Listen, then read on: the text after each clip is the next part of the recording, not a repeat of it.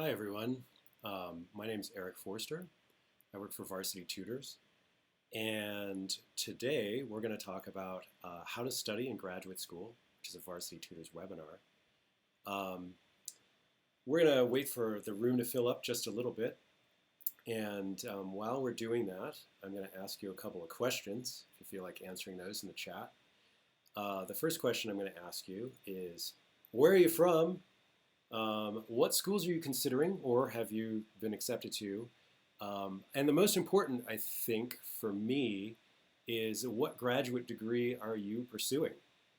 I'd be really interested to know that because I'm giving a pretty general take on this topic, just to go back, how to study in graduate school. That takes some panache, we might say.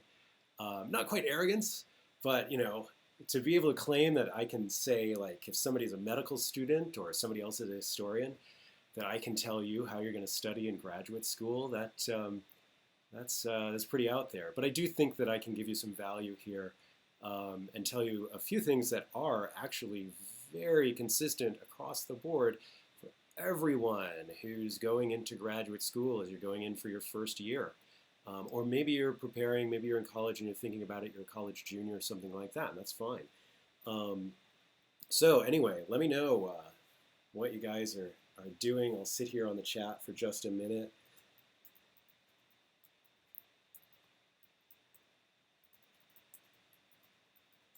And I'm hoping we get, a pretty wide range. But we'll see. It'll help me know exactly what to talk about as well. Also, I should mention that we have a person in the chat, Brian Galvin, who went to the University of Michigan and is a pretty outstanding scholar himself, and he'll be here to help answer your questions. So I'll wait for just a minute. He's got a master's in education, of course. And I'll talk about me in just a second. So anyway, all right. Don't be afraid. Don't be shy.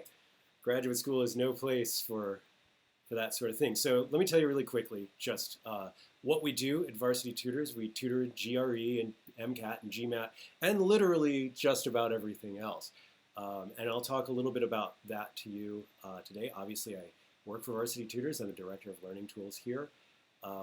And I'll talk about that a little bit, but I'm also just trying to give you some help here in what you're facing. We do have free content resources, so take a look at like our GRE stuff if you still haven't taken the GRE, if graduate school is next year, not this year. And we have free webinars like this one, so a lot of free resources for you, some pretty exciting and useful stuff. Who am I? I'm Eric Forster. There's my email, eric@varsitytutors.com. I'm the Director of Learning Tools at Varsity Tutors. I've been here for 6.5 years, which makes me kind of the old man of the company in some ways. Not the oldest one, but I've been here for a while. I've done 15 years of test prep experience. I'm a Harvard grad, and I do have a pile of advanced degrees. I've been an assistant professor before I was working for Varsity Tutors. And I am the editor-in-chief of our test prep books, including things like the GRE, on all kinds of levels, though. And so that's me. That's what I do and what I've done. All right, so you're going to grad school. Oh, let me see. We've got a couple. Oh, yes, we've got law school and a couple of law school folks. PhD in accounting, it looks like. That's very interesting. And so I'm really glad to see we've got a couple of folks coming in. We have actually a member of the Arizona Bar who works with us in our department here, and he's wonderful. He's of course got a law degree, and but anyway, so things you should know. Should you be excited? Should you be terrified? I forgot to put a question mark behind terrified, it looks like. That's supposed to be terrified question mark, not excited. No, terrified. You should be a little bit of both. There's sort of kind of fear that's helpful in grad school. It's that knot in your stomach when you've got to be prepared for a big seminar. Certain instructors take real pride in that, that you should be pretty hopped up for their class, because it means that you're pushing yourself. They know you're talented. They know that you've done well up to that point, and they just want to see you keep going, right? I mean, they are ultimately on your side, most of them, I think. So you should know that the halcyon days of your undergrad are over.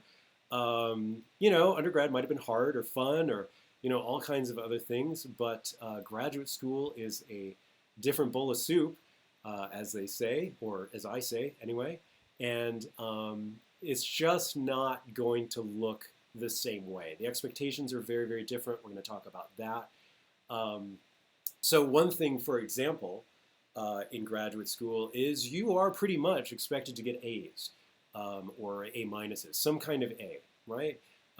B is pretty rare and kind of means, well, that was maybe not what you were going for. And C's are really a go-away kind of grade. F's are pretty rare unless you completely crash out or something else happens. I'll have some stories about that for you, especially for those of you who have or are going for law degrees. An F usually actually means maybe you need to hire a lawyer. But maybe not. Maybe you did actually crash out. But again, anecdote for the future. Well, you're not a kid anymore. You may be younger than some of the students you'll be teaching. Undergrads these days, some of them are 25 or older.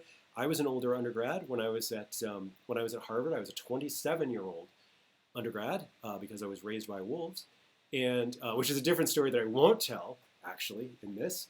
But which means I was a graduate student in my 30s. So most of my students I was teaching were younger than I was. But you might be 22 or 23 going into graduate school, and suddenly you have a teaching assistantship, and you've got undergrads who are older than you are, who are looking to you to grade them and everything else. Life is coming at you in real time now, right? There's a lot going on. Your parents are probably less involved in many ways. You will be, I don't want to say less coddled. You're not coddled as an undergraduate necessarily, depending on your school, but definitely the expectations have been raised, and you're pretty much considered an adult, which can be tricky. You're in your 20s, your 30s. Full disclosure, I'm 50. I'm not sure. Do I feel like an adult yet? I don't know. It's one of those things where it's always hard to tell. And in fact, the French anthropologist Claude Lévi-Strauss, and I think it was Tris-Tropiques, he said, and he doesn't mean this derogatorily at all. He was a PhD anthropologist. He was a very famous scholar. He said that actually, interestingly, people who are staying in school, people who get their undergrad degree and move on, they just sort of see it as a transition to something else. It's just a kind of ordeal you go through. But people who stay in for graduate degrees and stuff, they sort of stay in that sort of ritual context as if they're never quite going to grow up. And again, he doesn't mean that derogatorily, like when are you going to hit the real world or something. You'll definitely hit it in grad school. There's no doubt about that. Anyone who tells you differently has never actually dealt with some of the things you're about to deal with. Another thing we're going to talk about is time can be your ally, and it can be your enemy in ways that you probably have not experienced in the past. And I'm not trying to scare you. I've got several advanced degrees. I've been there. I've been where you are, getting ready and being excited. And so I really just want to be real with you about the challenges you're going to face and give you some tools so you know what to expect. And also some tools so you can solve some of the problems you're going to run into that everyone runs into.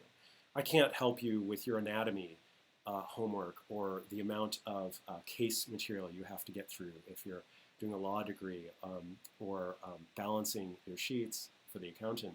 I can't help you with any of that. That's your expertise. It's not mine. My degrees are in things like medieval history and anthropology and classics and information and library science. And, that's me. It's humanities and social sciences.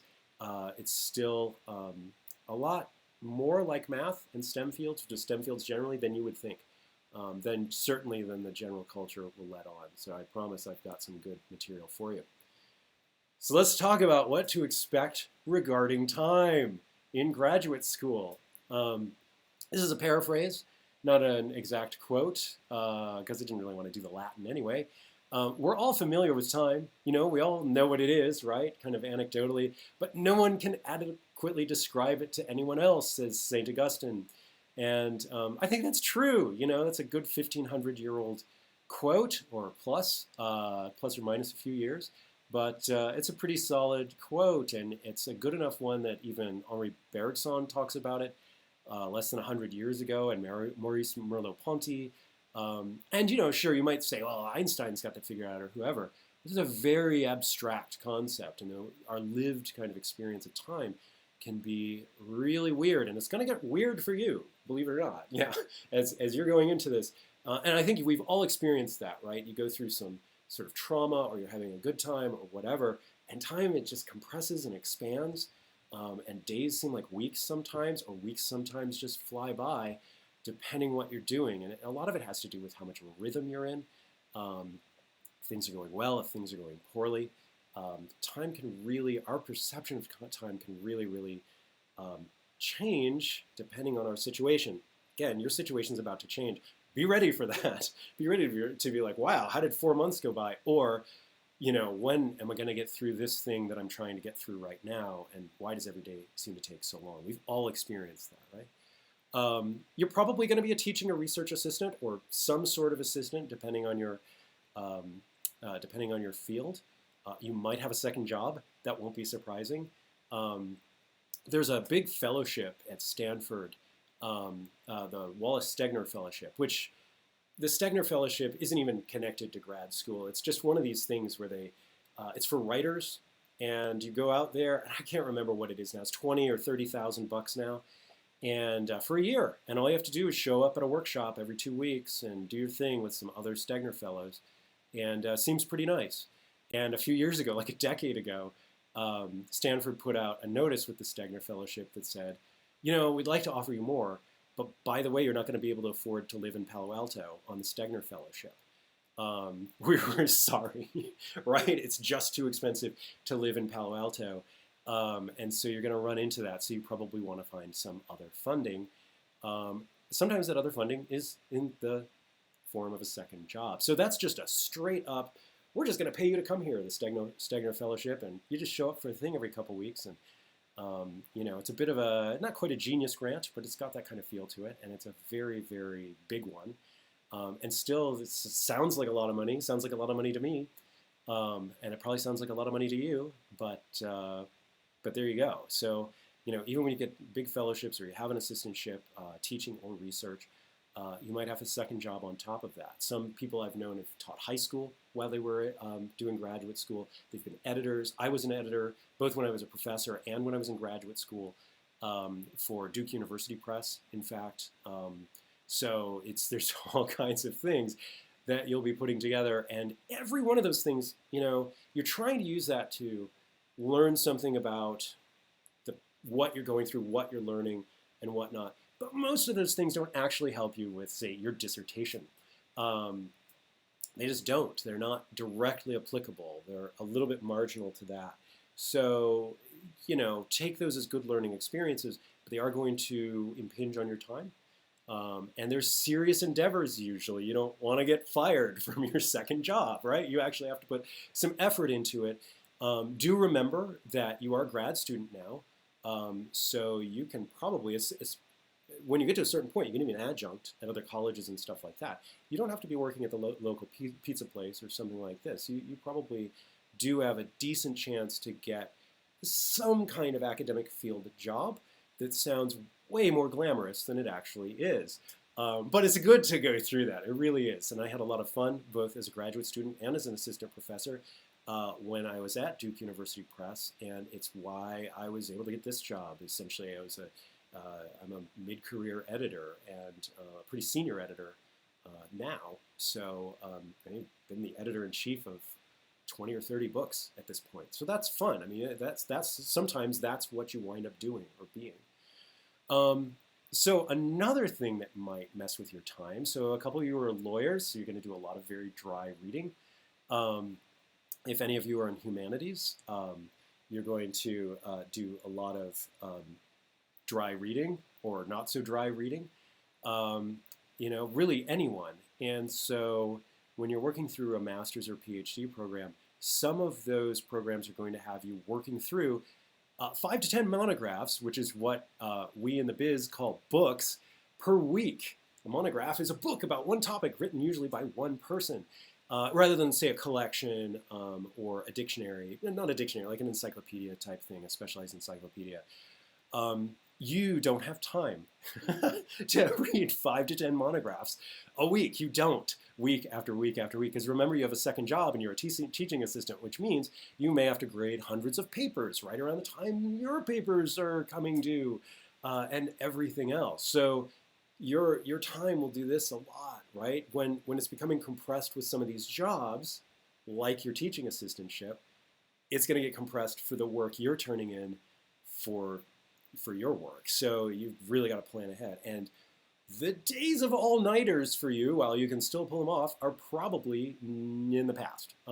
Your research has to be a little bit more robust than that. So you probably have spent some time on it once you get to the writing point. So other things you're going to have to deal with, and we'll talk about getting through those 5 to 10 books and what that actually means and what you actually do. And it's not speed reading. I am sorry to say that graduate school, if you read for pleasure, will disabuse you of that notion for some time, probably while you're in graduate school, because you just won't have time to read novels or anything else. And the other thing is, of course, you'll read in a very different way. So we'll talk about that. And that's applicable to really any field. You may need to demonstrate competency in one or more, now rusty, foreign languages. Remember that foreign language requirement you did as an undergrad way back when you were a sophomore or a freshman, or you tested out of it because you did a lot of foreign language in high school, and now you're French, you're German, you're Italian, you're Japanese, whatever else, is not really up to 500 level anymore, and you have to read in a specialized field. That can be tricky, and that in any humanities or social sciences degree, but more and more in STEM fields and other places, or if you're a lawyer, and you're in a border state, or you are someplace like California, you may really do better to know Spanish pretty well in order simply to get clients. So more and more departments that aren't even traditionally concerned with that. So for example, if you're doing a humanities degree like history, depending on your topic, let's say you do classics, let's say you do Greek and Roman stuff, you don't just have to know Latin and Greek. I know this because that was my undergrad at Harvard. You need to know French and German too, and you might need to know Italian. It gets to be a lot, and it's a pretty specialized field. You need to have a lot of languages, which is why they used to call it philology. They still kind of do, the love of language. So anyway, let's take a step back for a second. This is all an order of magnitude in terms of your time management, more complex to manage than anything you've ever done. I promise you that. And I'm not trying to scare you. Just take a moment to recognize that. Be proud of yourself that's what's in front of you, and that's what's going to happen. That you're going to, in some way, be challenged with, landing the 747. That is your graduate school education. A lot is going to happen, and you don't have time for all of it. So it's about balancing all of these things. You will almost always feel like you didn't get enough done, and so it's about getting enough done in each one of these areas. So that's one of the things we'll focus on. So what's expected regarding knowledge? Let's talk about that. And I can talk about that broadly for all of you in all your different fields. The first thing your first year is about is orienting yourself in your professional discourse, no matter what your chosen field is. You could be an engineer, you could be an anthropologist, you could be a sociologist, you could be a historian, you could be a lawyer, you could be anything, right? You need to know what the discourse is in your field. So what's a discourse?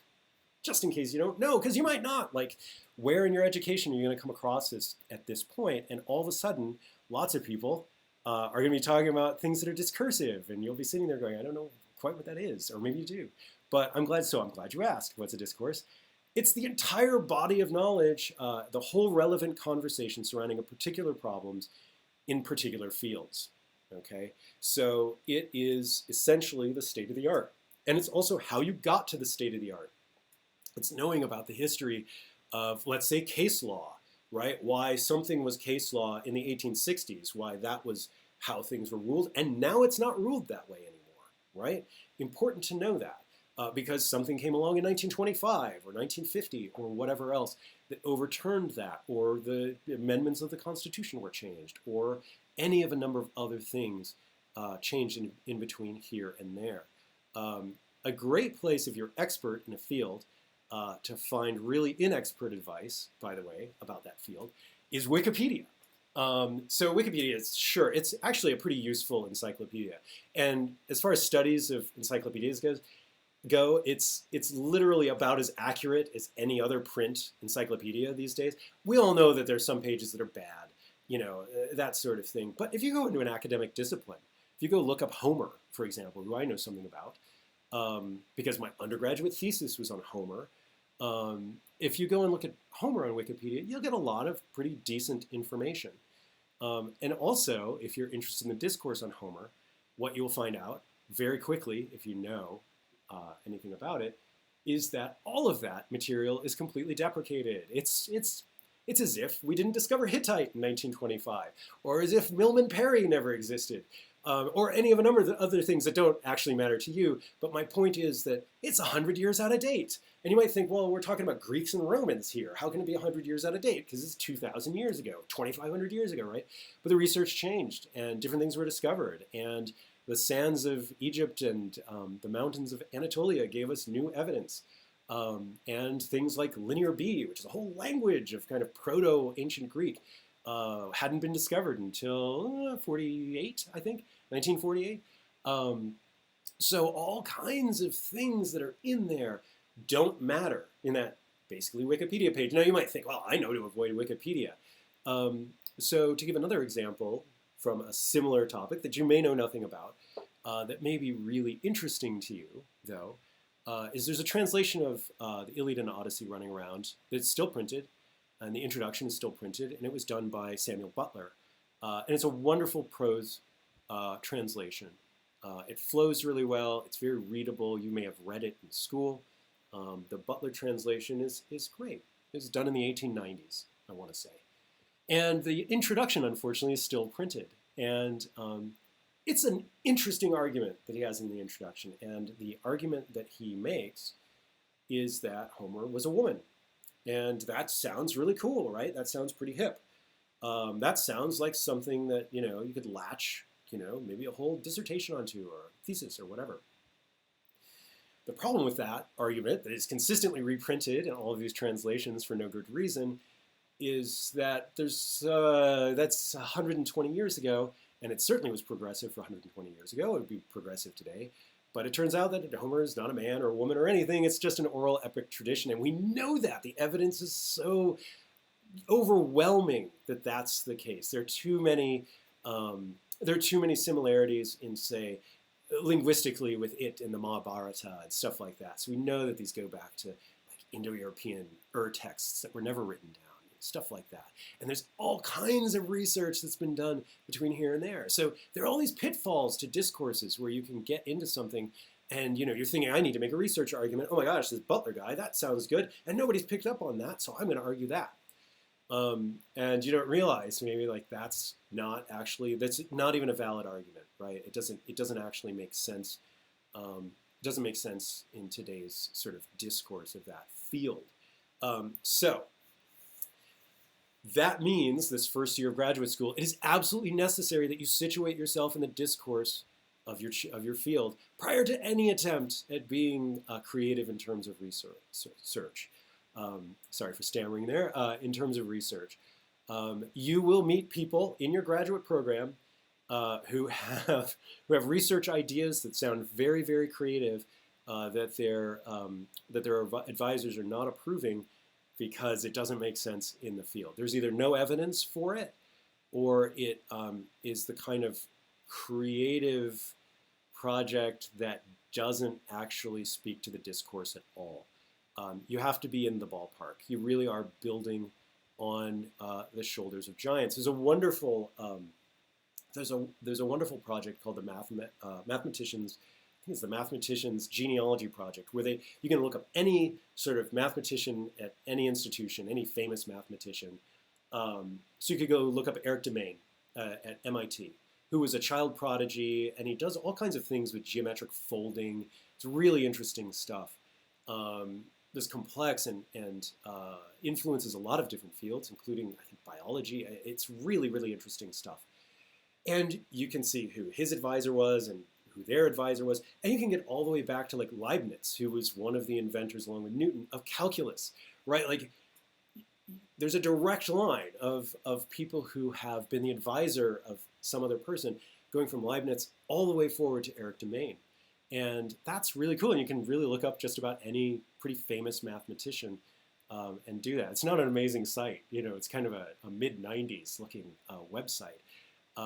But those are people, you know, that's important because you're seeing people who are, you know, situated in the discourse. It matters who your advisor was. It matters what their research was, and that they took you on as a student. Even if you're doing research, obviously that's totally different. He's not doing anything that Leibniz was doing. Or Gauss. Gauss is also, who did a lot of stuff, obviously, on magnetism. So anyway, that's what you're doing. If you're wondering what you're doing, you're trying to figure out the discourse in your first year that you're involved in, and then you're trying to become creative. You need a canvas first, okay? You need to agree that, you know, you can't paint in ultraviolet, as it were, even if you're going to do something really, really sophisticated that's going to wind up in the MoMA, in the Museum of Modern Art, right? Even if you're going to do that, you need some kind of context. You need to agree that what paint is and what a canvas is and that sort of thing. All right. How do you build that context? How do you approach an academic discourse? How do you become involved in this? Because you probably have a degree already in something that is getting you close to that. Like if you're going into law school, you probably have a degree in history, or you have a degree in philosophy, or you have a degree in you know, even anthropology, like any number of things, or you've done some sort of pre-law track. If you're going into accounting, you probably have a degree in economics or accounting or business or whatever else. You have some familiarity with it, so that's good. You know the language they're speaking. You've met people who are involved in that discourse, who are the people who taught you when you were an undergrad, the people who really make that discourse, by the way. So how do you build this context now? Because you have to build it. You're expected to go do this. History books don't write themselves. And they're actually not written by the winners, by the way. They're usually kind of written by nerds. Actually, you know, not to say that nerds are winners, but they're kind of written by, you know, nerds in libraries, right? Who are combing through really dusty kind of manuscript stuff to find some answers to a particular question. And, you know, like that's where that comes from. You make that stuff happen. And, you know, you might say, well, I'm just going to make it up. But you can't, because you're involved in a discourse, and there's a whole bunch of other experts out there who will tell you if you're just making it up, and tell everybody else if you're just making it up. There have been a couple of very, very, you know, famous studies out there that went awry. Like there was one, I think, in the 90s where somebody very disingenuously published or had published in a peer-reviewed journal this thing on post-structuralism or modernism, postmodernism or deconstruction. And it was a big to-do. Like, people said, well, there must be nothing behind, you know, these things, whatever you think about them. And, you know, it's pretty easy to defraud if you're a smart person. And I was always surprised that, you know, there weren't more repercussions for that individual, who I won't name, specifically because he intentionally set out to do that. And also it happens in STEM fields, by the way. Many of you are probably not old enough, almost certainly not old enough, because you're not as old as I am, to remember cold fusion in the 80s, which was published, I think, in Nature, but it might have been Science. But those are two of the biggest academic journals in the sciences, and it passed peer review, and it got in there, and then it turned out that that experiment was not repeatable, and it was completely a disaster. Like, it didn't work at all. It didn't work. So, you know, if you are faking it, you know, your discipline will find out pretty quickly. So don't worry. You know, if you have any sort of imposter syndrome or anything like that, the fact that they haven't found you out is probably a good thing that you're not an imposter. In fact, it's one of those things that'll happen in grad school. You'll be like, do I really belong? Yes, you do. By the way, do I really belong here? Am I really good enough? Yes, you are. Because you're going to find things, so you'll have that feeling a lot of times, or many times, because you're going to find things that really push your limits, right? You're finding literally the outer edges of human knowledge and experience. And I mean that.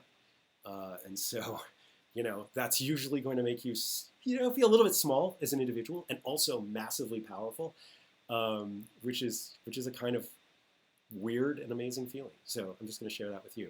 All right, how do you build context? Literature reviews, many, many, many secondary sources that you will read. In many fields, we'll start with a lit review, which basically talks about the major. It's basically an annotated bibliography. Here are the major lines of thought that are dealing with this particular book. This is what this book is dealing with. Okay, so lit reviews are really, really good. That's a great place to find things that are important and to find that context. So look for books with that. And we'll talk about how you find books with that, who you ask.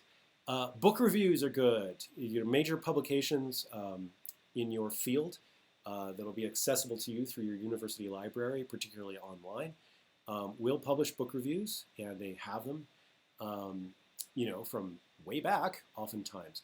Book reviews are one of the ways you can get a handle on those 5 to 10 books you might be reading every week. What does this book cover? What's important in this book?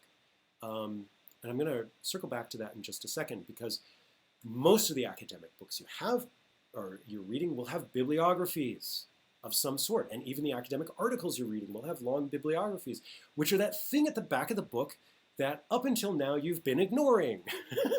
You've thought, you probably thought, well, isn't that nice? There's 400 books in the back of this book. Isn't that great? And, that's actually the really important stuff, because everything in that bibliography, what that person's saying when they put that bibliography together, they're not just trying to name drop. They're trying to say, this influenced what I'm writing. I'm arguing against it. I'm arguing for it. I'm extending that argument. I'm correcting that argument. I'm doing something with that argument. And unfortunately, it's just an alphabetic list. We don't know what's the most important thing in there, but then we can cross-reference that with the index. So, for example, my advisor at Harvard when I was an undergrad was Charles Siegel. He was a very famous classicist who unfortunately passed away shortly after I was studying with him. But he was wonderful, and a really wonderful, amazing scholar and amazing teacher. And one of the things you could find out, like if you look at any of his books, there's going to be Vernon in there, who's a French sort of classicist. And so Vernon is in there, and you don't know, he's just under V's, right? But if I go over and look at the index, I'll see that Vernon is showing up everywhere in all of his books. So clearly, he's very important. The number of times somebody's showing up in an index, cross-referenced with that bibliography, tells you a lot more about what the shape of that work you're dealing with is. Book reviews will also tell you that, by the way. They'll say, this person's extending the work of this other person. So they'll select, something out of that. And who writes book reviews? I wonder if anybody knows. Who writes book reviews? Assistant professors write book reviews because they want to get tenure, right? Assistant professors are on tenure track. And one of the things they do to get tenure is they write lots of book reviews. So books come out, they read them, they want to be impressive and show that they also know what they're talking about and belong in the discourse. And so they write reviews of books. And again, that's something where you can be pretty sure that it's pretty good. That's not like it's not like Amazon reviews, right? You go to Amazon, somebody says, this book was okay. Who knows who that person is, right? Who knows if they know anything about the topic? Somebody who's writing a book review, who's on tenure track, you better be pretty sure they have some kind of idea of, that they want to put out an interesting review that's critical, and then also, perhaps, praises someone. But it has to be balanced. It really, really does have to be balanced. You're not going to find somebody going like way off on the deep end. But they are going to say like, this person misses that, or this, or whatever. So when you have those 5 to 10 books to read, start with a book review. Get there, because that'll tell you a lot. What else can you do with that? You honestly look at the index, look at the bibliography, start seeing some names that you recognize. Look into those people, even if it's just in a specialized encyclopedia of your discipline. Do something like, one of the things I would always do is I would literally start with and I'd actually read backwards. I'd start with the last chapter of the book, and I'd read the introductory few paragraphs of the last chapter and the concluding few paragraphs of the last chapter. And then I go backwards from there and do the first paragraph or two of each chapter and the last paragraph or two of each chapter. And guess what would happen? That would take, 20 minutes, something like that. And then I'd have all kinds of questions because I know something about what I'm doing, right? I got into graduate school, so I know something. So I'm going to trust that. And I read that backwards and I think, how did she get from this point to that point? And so I have another idea and I look in the index and I focus on that part.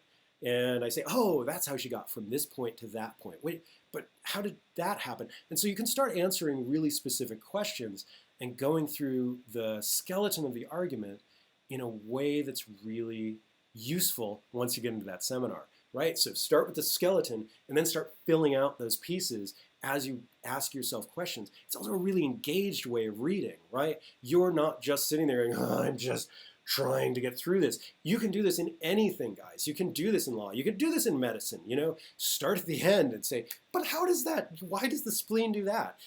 Or start with, a case in law and be like, but how did we get here? And then you can look back and see how we got there and get those key points, right? Because you'll find the key points really quickly because of that time efficiency thing and because you're smart, because you're going to graduate school, right? You're getting there. So, trust yourself in that. Just start with a skeleton of any kind of book, any kind of article, any kind of argument. You're starting with the skeleton of the discourse. You're trying to outline it. You're trying to find out. And then just start filling in those things as you go. Think of it that way. It's really what you're doing over the next few years in many ways. And once you get that filled out enough, you say, hey, I've got a piece I can invent and I can put it here. Because look, there's a gap here. And nobody's filled in that gap. Nobody's actually come up with that. Now I can be creative. So that's what I meant earlier too, when wait until you've got the discourse kind of figured out a bit before you start being creative, because otherwise you're solving problems that don't exist, that somebody else has solved, or it doesn't exist in that skeleton because, well, we got rid of that, right? We got rid of that in the 20s because it no longer made sense, right? It no longer mattered.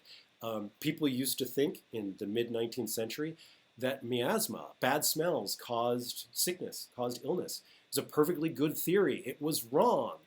Germs, microbes, bacteria cause illness oftentimes, or other genetic things, all kinds of things like that. But it's not bad smells, right? But that's what they had. So do we use miasma, in medical school anymore? Do you have to disprove that? Do you have to prove it? Is your research line going? I know it sounds absurd, but it's true. You don't want to just jump in and be like, hey, I've got an idea. Let's try this. And if you haven't figured out the discourse, you're in danger of always doing that. So that's what we're trying to do. Past bibliographies, subject specialists, reference librarians. You may never have heard of these. You may never have encountered one. You go to the library, you get some books. Maybe some of you have talked to somebody you think is a reference librarian up front who's actually just a student. Or a paraprofessional or something like that who doesn't have a degree in library science or is just filling in at the desk. There are subject specialist librarians. If you don't know who they are at your prospective university, you can always go to the library and find out. You can go to their webpage and find out. So there will be a librarian who specializes in sources on, say, biology, chemistry, maybe physics. One person who does that. Somebody who does history, anthropology, sociology, something like that, right?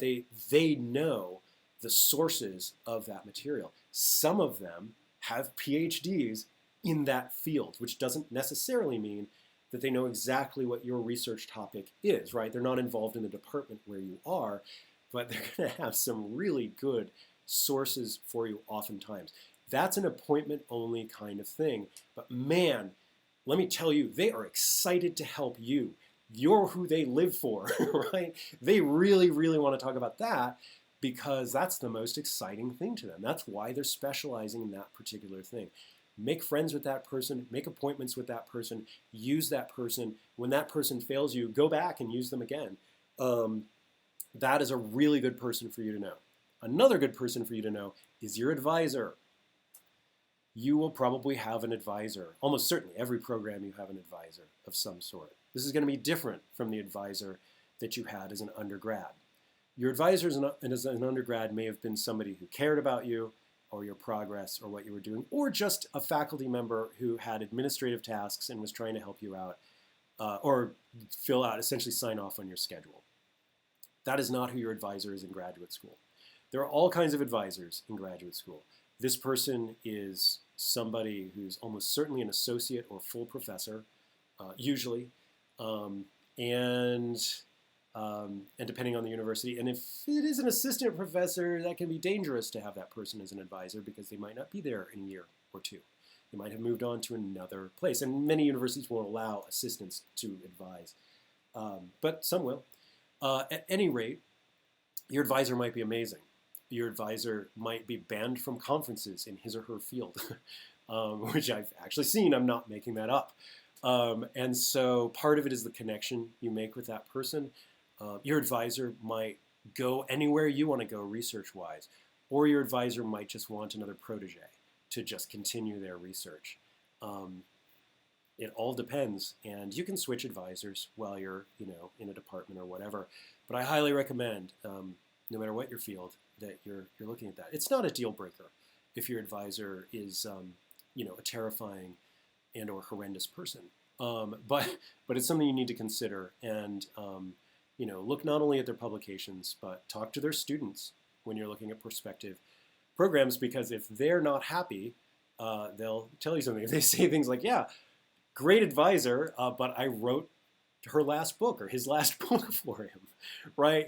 Which was good experience, but I didn't actually get credit for that. Another thing that I'm not just making up. So each of these things has advantages and disadvantages. Your goal is to enter the conversation right now. Don't get ahead of yourself. You don't have to feel like you have to change the world right now. You're going to change the world. Just don't put too much pressure on yourself just this second. Get yourself involved in that discourse. You're trying to discover which questions have been definitively answered, which ones might be valid for research, etc. Don't go it alone. So there's a couple of things here. The 55% rule. The 55% rule has to do with reference librarians of all sorts, and that says this rather disappointing thing. It was a study done in the 80s. It holds true today. Only 55% of reference interviews are successful. Only 55% get you where you need to be in terms of the answer you're looking for. Now, you might go it alone at that point. You might go to a different librarian. You might do whatever. But it's a 55% rule. They're not always going to get there. I talked a little bit about some advisor pitfalls. They can ignore you. They can be very busy. You can have a research interest that they're interested in, they don't have time for. There's all kinds of stuff. They might be discouraging in certain areas that they maybe shouldn't be discouraging, that there is actual research that could be done there, etc. So a really good place to be, though, is if you can co-author something with your advisor. Wow, that's amazing. But it does mean that you'll be closely working with this person. But it gets you a big publication straight off the bat, and you get your name on that. If you ever wonder why there's 6 names, especially on like medical stuff, it's because of that. A lot of science stuff. You write your one little section on, why the spleen does that, or how we can cure X or Y, and you can get your name on something with some big names. It's a big deal. And bibliographies and lit reviews can do a lot of work for you, but what happens when, the live help, like your reference librarian, or your advisor, isn't living up to your needs? We'll talk about that really quickly. Don't let yourself become isolated. One thing about bibliographies and lit reviews, you can find a lot in there, and you can feel very, very lonely, which is not a feeling that you want to feel all the time in graduate school, because it can be very alienating generally. And I'm not saying that to scare you. I'm saying that to prepare you. And I know that some of you are saying, oh, that's not going to be me. it's gonna be amazing. I know all kinds of people who tell me it's amazing, and they do. And think of that as like Facebook, as like social media. Grad school is the original social media. Grad school people at cocktail parties saying like, "Oh yeah, everything's going great," big smile. They're having a hard time too. Trust me. Don't ever believe that anyone is just having a blast all the way through it. It is literally like social media. They may be playing a game with you, but don't let yourself become isolated. And that's something that happens sometimes inside your head. You feel like, again, you might be the one who's left out, or you're not good enough. You are. You really, really are. And you got there, and you can get through this. You can do the work. Grad school, compared to undergrad, does not have a high dropout rate, where it's not a choice. Like, people choose, like, not for me. And I've done that before. I've been like, this program's not for me. I'm going to do something else. And there's really no shame in that. And in fact, it's oftentimes a really great career move. Okay, so your advisor or research librarian might be overworked, doesn't have time for you, just plain bad. Consider hiring a tutor who is a specialist in your field. Yes, that is a plug. I work for Varsity Tutors. We have lots of good tutors. And so I put this paragraph. We actually have tutors right now, and I mean this, who are attendings, right? If you're in medical school, if you're just entering medical school, guess what? That attending, who bosses lots of people around, including interns, really sharp and tutors for us. And they really are actually light years ahead of you and can help you get through, a rotation that you're going through. You might be doing some in neurology and some in, whatever else, internal medicine, something like that. They really, really know your areas of specialization, and honestly, they can direct you toward the research, which is what you need to do, because you're doing a lot of this yourself. Teaching right now oftentimes means, here's where the research is, go read it, right? That's what teaching is. A lot of it is you're depending on that.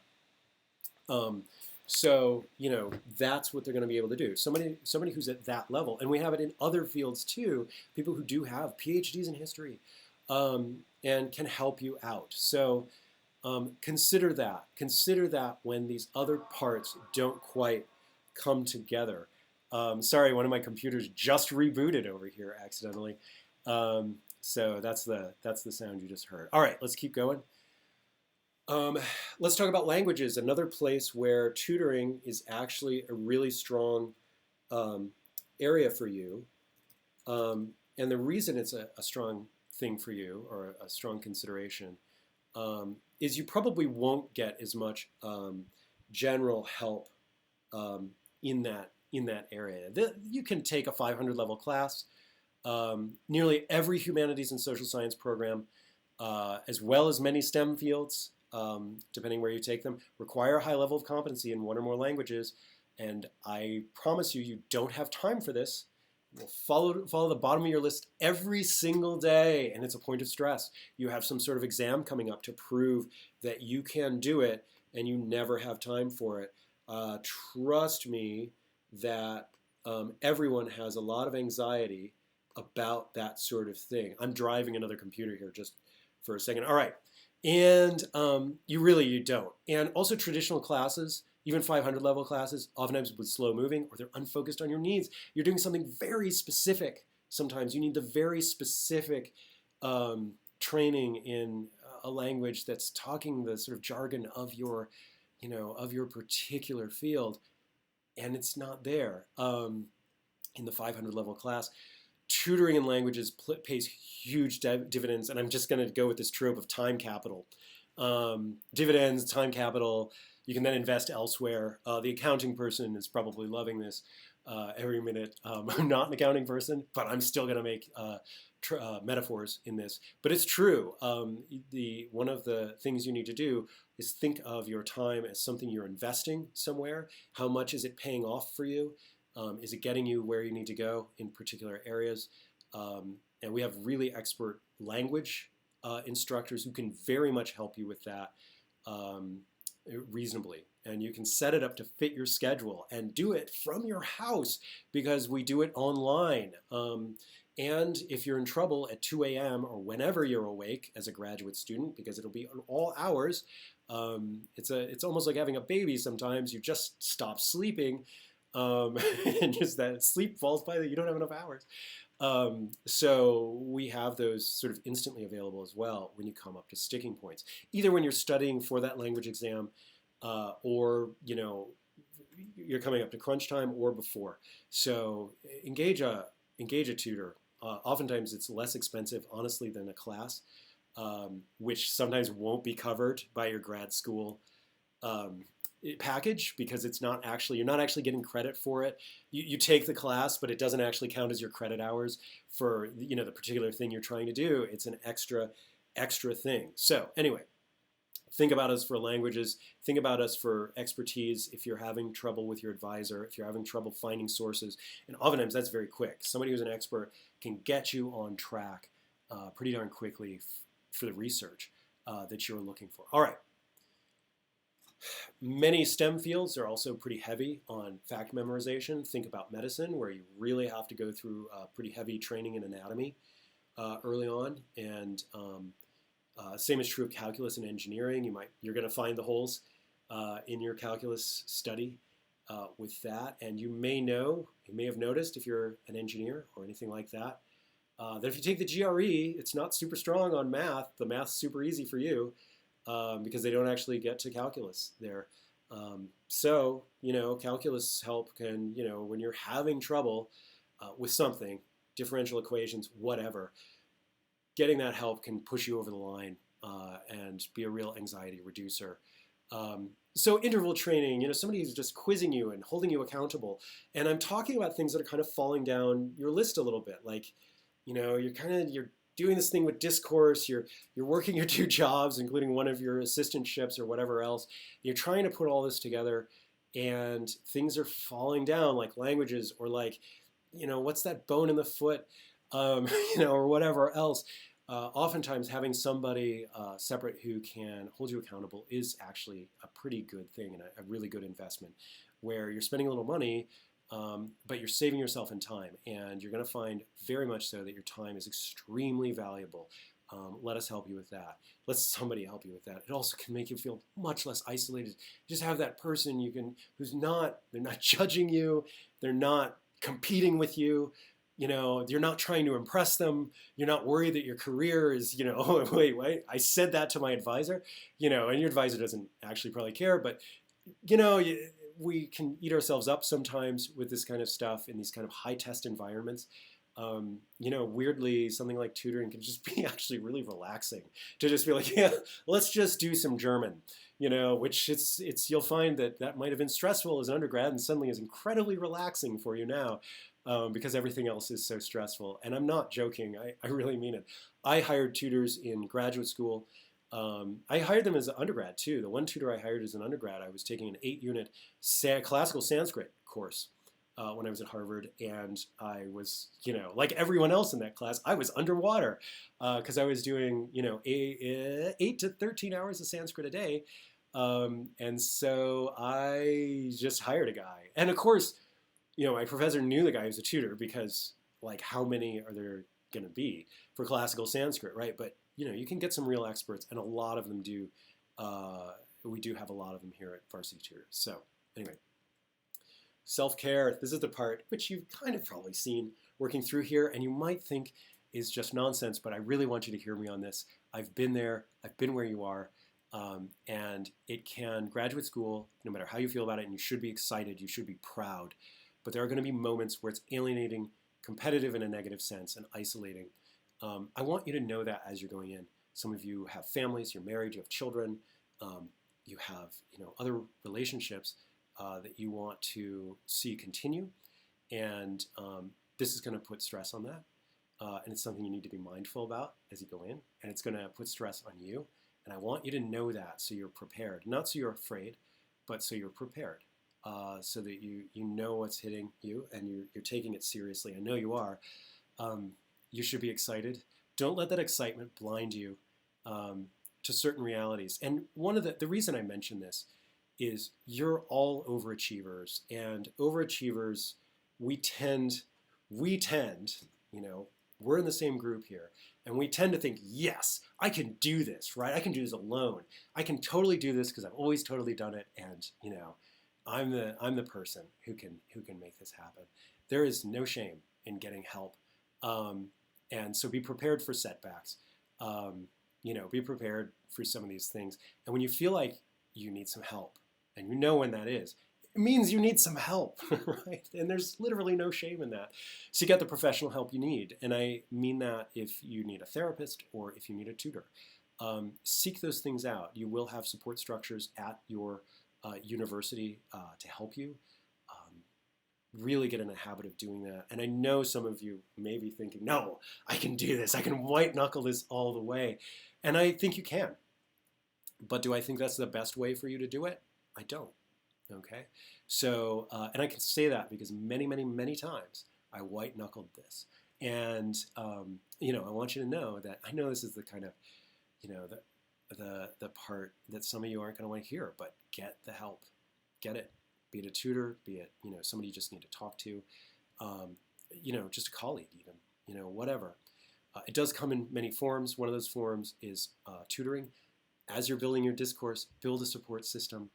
Oftentimes, so assistant professors who are in similar boats, by the way, as you, as they come in and they're professors, they often, become friends with other assistant professors in different fields, like in far-flung fields, because they're kind of in the same boat, but they won't judge each other. They don't have a professional opinion about each other, but they're in the kind of the same place. That's a cool place to be. So meet other graduate students who aren't doing what you're doing or aren't in your program, because they're going through a lot of what you're going through, and you can build up your own support system there. And if you have a good experience tutoring with us, tell them about us too. I really appreciate it. All right, if there are questions out there, if I haven't covered anything, you can ask them in the chat. We have a few more minutes, but you can also email them to me. I am happy to answer those. You can email us if you have any questions at webinars@varsitytutors.com. You can email me personally, eric@varsitytutors.com. I've been here long enough. I don't even have my last name in the thing. Visit our site, varsitytutors.com. You're seeing a pattern here, I'm sure. You guys are smart. We do have a lot of free resources if you need to brush up on something. Or, you might be one of the folks who finds, hey, that answer to that calculus question isn't right. Let me tell you how, and I'll fix it for you. And I'm actually the person who will fix it for you. And also, please like this video and subscribe to our channel. We're going to be putting out a lot more content that's helpful. Some of you might have kids too that will find some of this content that we're putting out really helpful. We're doing it at all different levels. I really do hope this was helpful. I do wish you very good luck as you proceed into your amazing career as a graduate student, and I hope your amazing career as a faculty member or as a lawyer or as a doctor, or as a CPA eventually, or as a principal. I know one of you was working towards a master's in education, or just furthering your teaching career, or anything else you guys might be doing in any field whatsoever. So anyway, if you do have questions, go ahead and ask them here. If you think of one tonight when you're fading off to sleep, tomorrow morning, once you've had your coffee, or whatever it is you drink in the morning, email me or email us at webinars@varsitytutors.com or eric@varsitytutors.com. And do please like and subscribe to our channel. We really appreciate that. We put this content out there for free. We have a lot of really amazing content. We want to keep it going. We want to have more down the road. We love doing this. I love the opportunity to talk to a bunch of graduate students who are just starting out. I can't tell you how much. I have a great collegial feeling with you.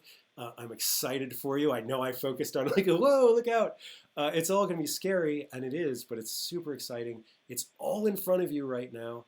It's all in front of you, and that's a place that I actually kind of envy. I envy you.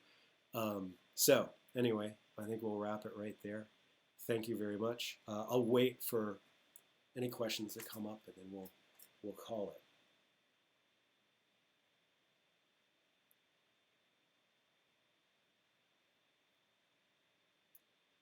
While we wait for questions, I'll just mention that, let's see, my undergrad was classics at Harvard. I did an anthropology degree at the New School for Social Research. I did, actually ABD in medieval history because my career took off before I wound up doing that, and the medieval history jobs weren't actually showing up. ABD being all but dissertation, and I also have a master's degree in information and library science. So I've had a lot of use for all of those things. All right, guys. I see there's no takers on questions, but go ahead and email us if you think of something. Thank you very much for attending. Please like and subscribe.